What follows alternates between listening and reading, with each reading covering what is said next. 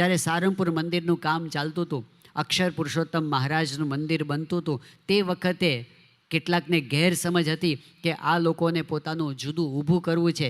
ત્યારે નિર્ગુણદાસ સ્વામી એ વખતે ઈસવીસન 1916ની સાલમાં જે પત્ર લખ્યો હતો, એ પત્રમાં નિર્ગુણદાસ સ્વામી પોતે લખે છે કે અમે આ જે અક્ષર પુરુષોત્તમનું કામ કરીએ છીએ એ કામ જો પક્ષાપક્ષીથી કરતા હોઈએ, અગર કોઈને દબાવવા માટે કરતા હોઈએ, અગર વડતાલ કે ગઢડાથી મોટા થવાના સબબથી કરતા હોઈએ, કોઈને પાછા પાડવા માટે કરતા હોઈએ, તો કોટાન કોટી પરમહંસોને માર્યાનું પાપ અમારે માથે છે.